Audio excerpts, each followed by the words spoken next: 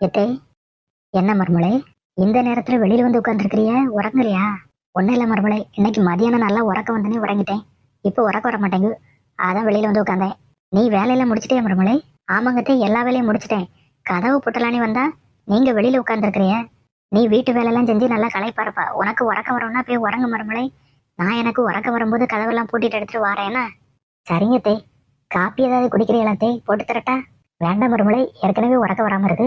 இதுல காப்பியை போட்டு குடிச்சோம்னா புறம் சுத்தமும் உறக்கம் வராது. இல்லத்தே, வெளியில பனியில பிஞ்சிட்டு இருக்கு, உங்களுக்கு குளிரால இருக்கும். ஒரு கப்பு காப்பியை குடிச்சேன்னா கொஞ்சம் கதகதப்பா இருக்கும், அதான் கேட்டேன். அந்த அளவுக்கு ஒன்றும் பெருசா குளிர் இல்லை மருமலை.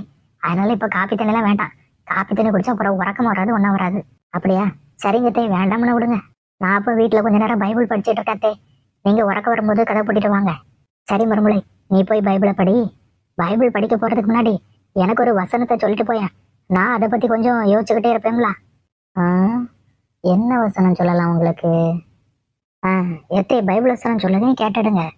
உயிர்த்தெழுதலும் வாழ்வும் நானே, என்னிடம் நம்பிக்கை கொள்ளும் எவரும் என்றுமே சாக மாட்டார். என்னது, என்றுமே சாக மாட்டாரா? ஆமாத்தே, நம்ம ஆண்டவர் இயேசு கிறிஸ்துவ முழுமையா நம்பி அவருடைய அன்பு கட்டளைகளை யாரெல்லாம் தங்களுடைய வாழ்வின் இறுதி மூச்சு வரை கடைபிடிச்சு வாழ்றாங்களோ அவங்களுக்கு இந்த உலக வாழ்க்கைக்கு பிறகு துன்பம் இல்லாத மகிழ்ச்சி மட்டுமே நிறைஞ்ச, எல்லாத்துக்கும் மேல இந்த உலகத்தை படைச்ச கடவுள் பக்கத்திலேயே வாழக்கூடிய வாழ்க்கைய நம்ம ஆண்டவர் இயேசு கிறிஸ்து நம்ம ஒவ்வொருத்தருக்கும் தருவாரு. அதுக்கு பேர் தான் நிலை வாழ்வு.